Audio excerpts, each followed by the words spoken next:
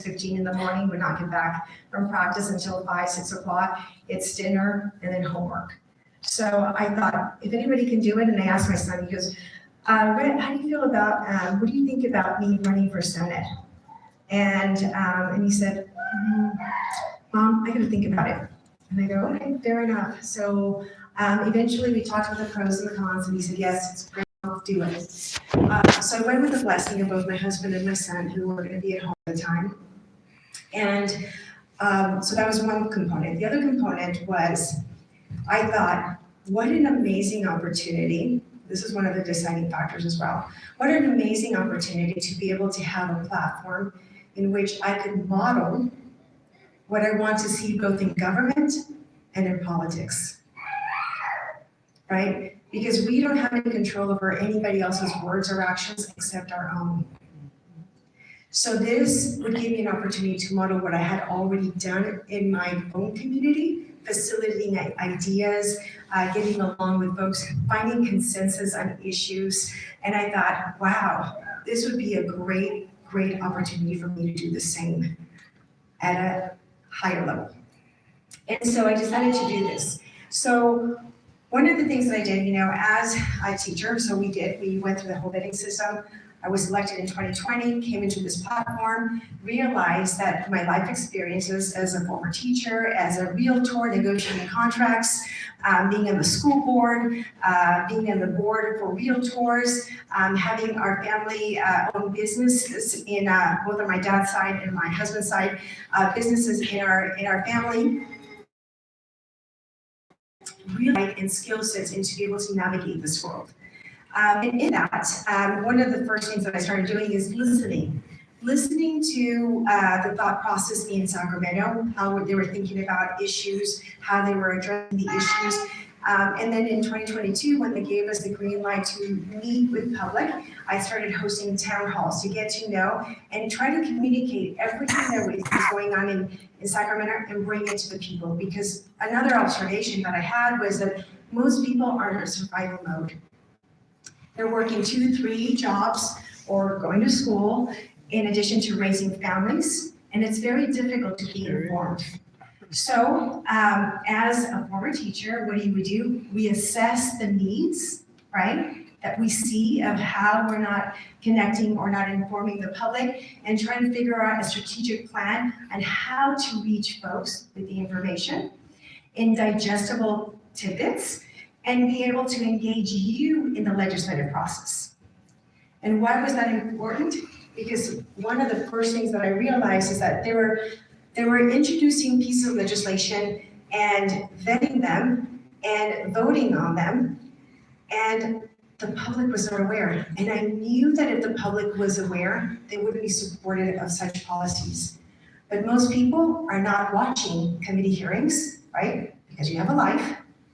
Most people are not, what's going on in Sacramento is not necessarily reported in the local news, right? There's a lot going on, unless it's very salacious.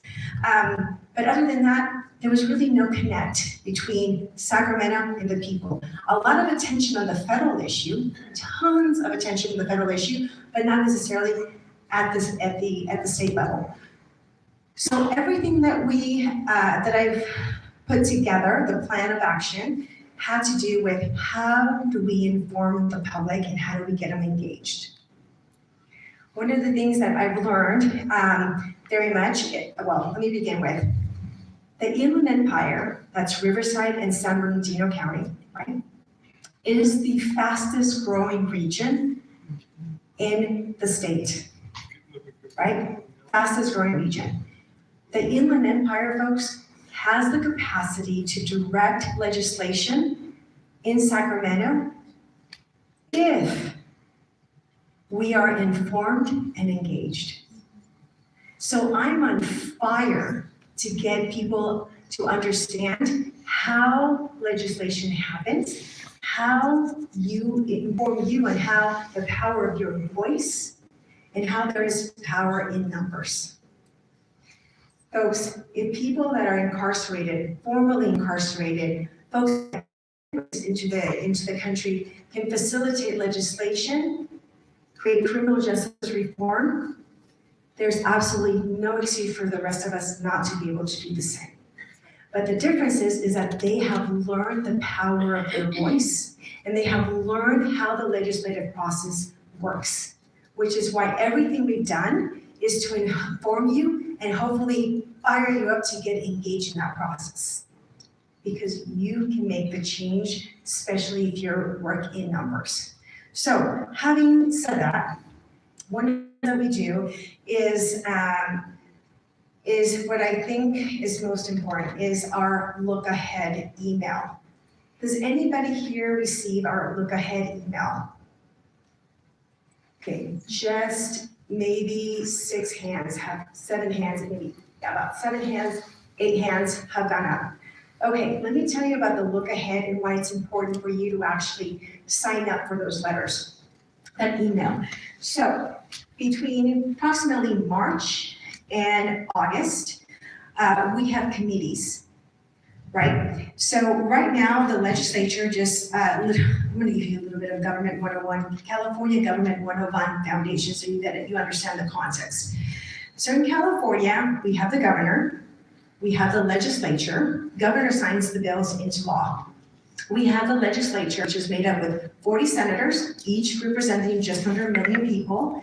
We have 80 assembly members, each representing approximately 450,000 people.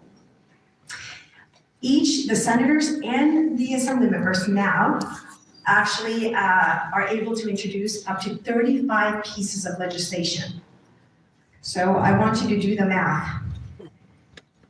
And that's every 2 years, by the way. Every 2 years, we're allowed to introduce 35 bills for senators and assembly members. It used to be 40 for senators, 50 for assembly members, but they just revamped the numbers to 35 each. That's potentially 4,200 bills every 2 years. And what I noticed is that we are introducing tons of bills, reviewing hundreds of thousands of bills, and yet when I was attending my town hall